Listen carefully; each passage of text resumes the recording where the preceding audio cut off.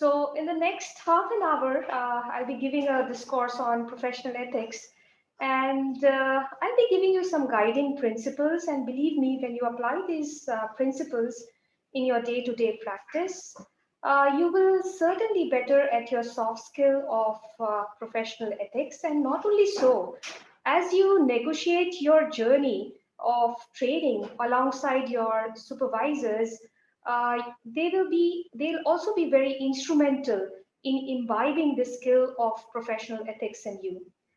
So let me begin off with a statement one of my friends who was visiting abroad, and unfortunately he met with a road traffic accident, and he was taken to a hospital and not aware as to who is going to see him or how he's going to be treated.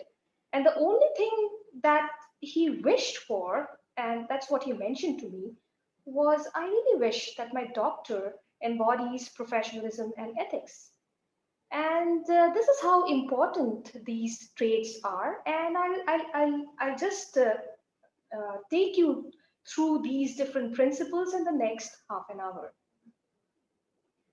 So when we talk about professional ethics, a lot of you might think that it is something, and a lot of seniors also think that it's something which is caught in your day-to-day practice and something which cannot be taught. Because as your teachers, and we have always been teaching you the right treatment for the patient, which may or may not be the good treatment. So what's the difference between right and good? Is it just a difference of word? Are they synonyms? And there is a subtle difference. And the subtlety of difference is basically when we add patients' values and preferences into action while taking a decision for a patient, your right treatment gets converted into a good treatment. So remember this for your entire practice. Whenever you are taking a decision for a patient, always take into account their values as well. When we talk about professionalism and ethics in the past, it was diffused very passively through a hidden curriculum. And this hidden curriculum was basically when the students would watch their seniors uh, as to how they are dealing with their patients in their day-to-day practice or situations. But the problem with this kind of hidden curriculum is that a lot of it is left to chance. And that's why the need. And what was also understood from over a decade that the hidden curriculum, because of the daily happenings that you see, has failed to impart these virtues of professional ethics into our medical graduates. It's not that I'm trying to blame medical graduates, it's because, as you and I would understand, there is a phenomenon of universal mutation in human values that has occurred.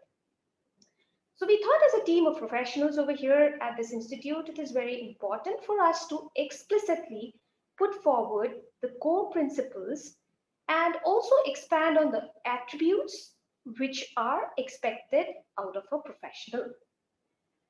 And by putting this class or by enlisting this attributes which are expected out of you, it is not to undermine the value of hidden curriculum, which you will learn from your day-to-day practice, but it is just to empower it. So I'm sorry, I mean, I won't be able to take this slide. There are a lot of people who would still think that it cannot be taught. There are people who would just sense what is right and what is wrong, and they are motivated to act.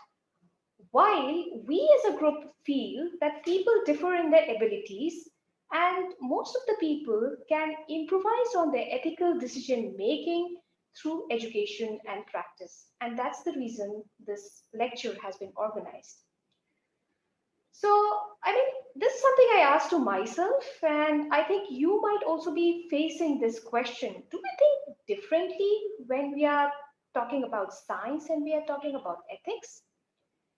And what is very important in medicine is science and ethics, they have to go hand in hand, you know.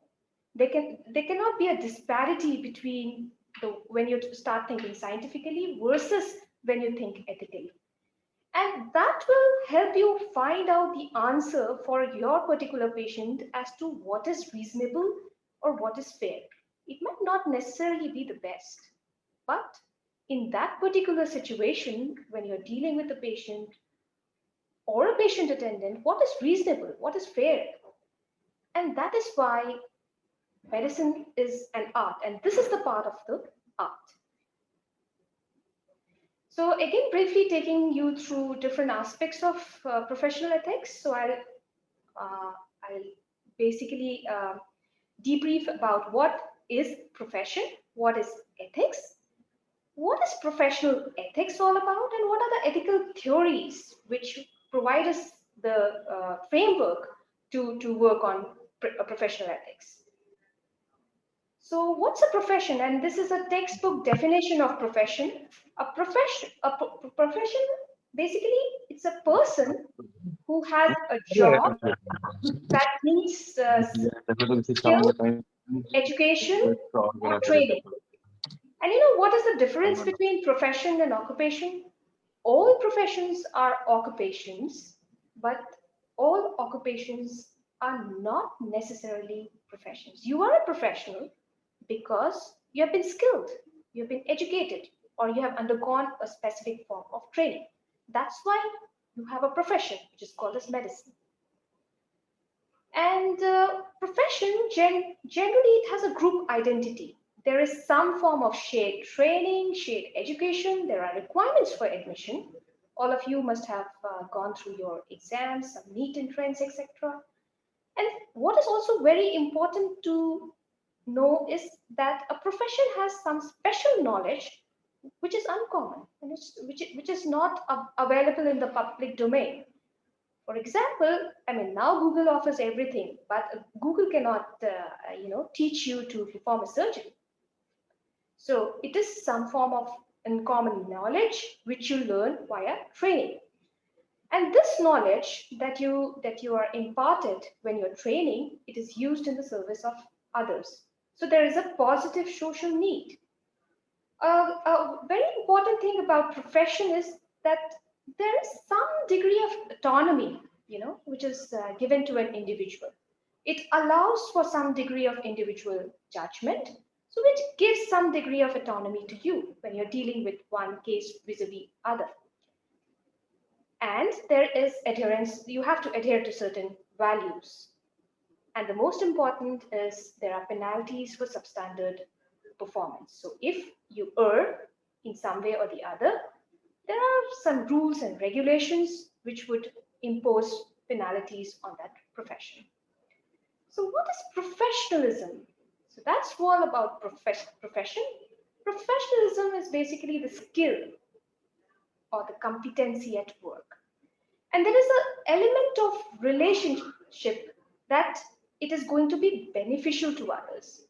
So your competence is important, but besides that competence, it's important when you apply that work that has to be beneficial to the person on whom you're applying. What's also important to note is work, when you think about work, it itself does not has a moral status. It's only that the execution, the way you execute work, it has a moral status. So basically, professionalism is it constitutes of the attributes, the behavior, the commitment, the values. All these ideas or goals that characterize a profession constitute professionalism. And in medicine, there is a very strong societal role and emotional component that is also involved. So the attribute and the behavior that is expected out of a medical professional to exhibit professionalism is also influenced by the expectations of the society. And remember, at least for medicine, there is some contract, there is a contract between medicine and society. And I mean, all this philosophy, it remains vague for many of us because it bridges two very seemingly unconnected quantities. And most of you must have heard about evidence-based medicine, but a lot of you must have not gone through professionalism. But basically, professionalism is actually a bridge between this evidence-based science and the emotional, psychological beings that we touch. So I spoke about values and attributes. So what are the attributes of professionalism? There is a degree of responsibility. So that's very important. You have to be competent and self-improvement. And this competence and self-improvement is, going to go, you have to be a lifelong learner. Even for me, at this position, I have to undergo lifelong learning in order to be competent at my work. You have to have respect for others. And not only for others, when I'm talking others, it's not only patients' attendants, it's different people that you come across, your fellow colleagues. There is a degree of social responsibility, honesty. You have to take care of your health as well. That is also an attribute of professionalism. And you have to function under stress, and you need to understand how do you function under stress. You cannot, lose control when there is a situation of stress around. You have to take care of your appearance. So be dressed properly. There has to be a degree of tolerance. You just can't, reply back, even if you do not like many things. So there has to be an element of tolerance, and the way you have to conduct yourself in such a way that people depend upon you. And the last, most important, is also research ethics, which I'm not going to cover. The next lecture is going to be covering upon professional research ethics. And all these points that I've mentioned, it's basically, the bottom line is how to understand and understanding and knowing how to relate with people. So can I teach you professionalism? And that's what I mean. I'm taking you through different vague concepts. And I think the best way that people would learn professionalism would be from role models. Bedside teaching was a very, very important way wherein the old timers would impart professional skills, professional ethics to their students.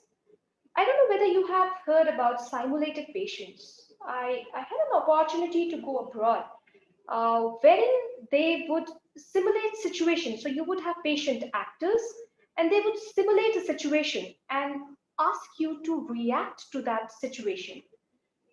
And then they would, tell you as to whether or not you reacted or conducted that situation in a proper way. That is how they do it, at least in some of the institutes abroad. Group discussions. They also help you improvise on your professional skills. What is very important, all these lectures, we always teach from the ideal, but the best you're going to learn is from your day-to-day practice. That is from the real. And to a certain degree, assessment, a peer feedback, patient feedback, evaluation, a 360-degree evaluation also helps you improvise on your professional skills. Now, that is all about profession and professionalism. What is ethics? Watch the language. The right or wrong are considered as actions, and good and bad are basically motives. So actions are labeled as whether they're right or wrong, but your motives, your goals are labeled as good and bad. So ethics basically can be defined broadly as a set of moral principles or values. Each of us has such set of values. Ethics comes from the word ethos. Ethos means a place of internal dwelling. So you refer to these internal values when you are faced with a situation. And each one of us might have a different value system. And this value system that each one of us might have will depend upon the environment we are brought in, our education, religion, family, so many things. And we may or may not have considered them explicitly. I mean, now that I'm mentioning it to you, you might think over it, but this is what ethics is all about, relating to your value systems. So what's the need for ethics?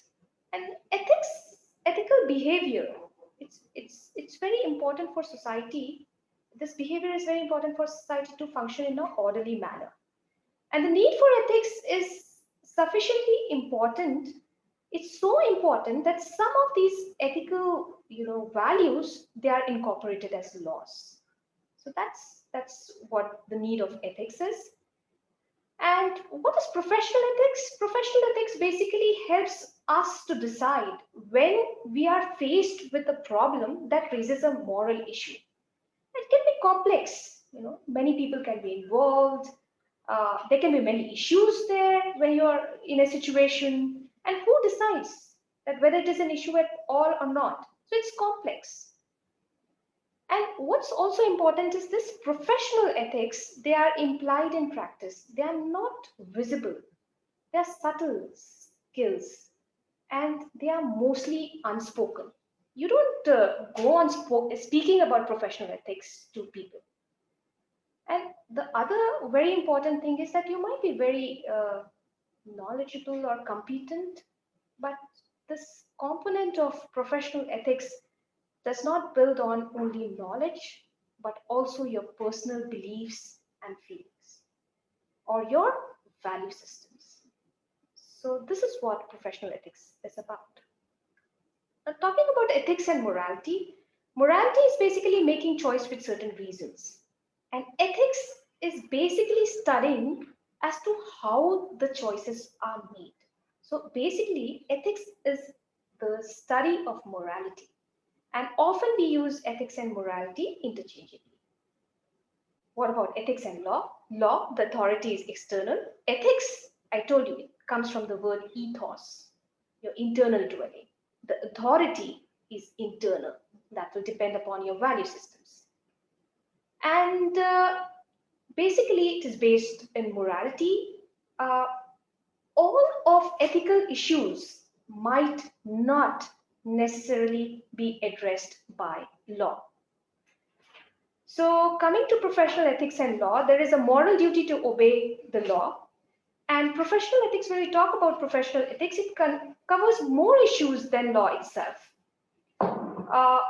So that's why one can be unethical, but because it's not covered by a particular law, it might not be illegal. And rarely you should come across a occasion where you should resist the law. So piece of advice to you, if there is a law which is existent, never embark into an exercise for ethical analysis when there is a clear legal rule in that situation. And do not assume that there is a legal rule for every situation. Often there are gaps between legal rules which require one to switch over to an ethical analysis. So what is this ethical analysis? And there are some foundational theories for ethics. And philosophy, interestingly, has played a very vital role in the development of this ethical discourse. These foundational theories, they continue to provide a framework upon which these concepts are formulated and discussed. There are two valid moral theories. One of them is the non-consequential, and here you classify an action to be right or wrong. You faced with a situation, you classify your action that it is right or wrong, regardless of what are the consequences of your action. And this is in accordance with a moral rule. The right and your classification of the action as right or wrong is in accordance with the rule. And who lays these rules? These rules are laid by God, or for example, religion, by reasoning, or by rational beings. And this is one of the theories. And the second theory is basically utilitarian. So basically, the moral this thing is that you classify action to be right or wrong depending on the consequences. And it believes that human beings ought to behave in ways that results in the greatest good. So basically, it's the consequential theory. So depending upon the consequences, you classify it as right or wrong. But the above theory is more of duty bound. So and it is basically based on some reasoning or rationalization. And you will be, flipping between these two theories. The third theory, which is virtue ethics, it considers action to be right if that action would have been taken by a virtuous agent. And virtuous agent can be different depending upon the cultures that you are in. And there are different virtues which are considered, which help us define a good physician. And these are the different virtues: benevolence, that is providing benefit to all; justice, loyalty, friendliness, courage. So a person who carries all these attributes you would consider that to be a virtuous agent. And when you are faced with a situation, you would look up to the how that virtuous agent would act in that situation, and you would also follow him or her. So that is what is virtue ethics is all about. So basically, a moral theory is a broad perspective which helps us decide as to which element, the right or wrongness, the virtues, or the consequences, which of them is important to you, you know. And this, using this theory, you help resolve the conflict. And how we come across these theories, it might be family, religion, culture, experience, and education. So what is important in using this moral theories is not what is decided, but how it was decided. And theories, they help in identifying values which are important to an individual. And these moral theories, they help us explain why they hold the values that they do. So some of the moral framework in the past was also provided by something called as an oath. And everyone of us is aware of a Hippocratic oath. What is also important to understand is oaths do not necessarily compel ethical behavior, but they are human instruments that are crafted to sensitize the reader to moral moments and choices. Coming back again to professional values and virtues, there are two qualities which are very central to the notion of good doctor or professionalism. And if you apply this in your day-to-day practice, I think it would solve many of your problems. One of them is altruism, and the second one is obligation. So what's altruism? Altruism is the idea of the physician working primarily in the best of others. That's what altruism is. It's a behavior. It connotes an attitude or disposition of the physician to act for the benefit of the others. And it, as a principle, it becomes morally compulsory also. And what is an obligation? When a patient entrusts his or her care, certain obligations are very, immediately implied. And one of the most important moral responsibilities is fiduciary duty. Fiduciary comes from the Greek word fida. Fida means faith. So it's basically the relationship of confidence or trust that develops between the patient and the doctor. So the patient entrusts his faith on the doctor to basically proceed with the decisions that he's taking for him or her. And this duties, they require the highest standard of care and maintenance as well as extreme loyalty. These obligations, the moral obligations and fiduciary duty, they really require extreme degree of loyalty.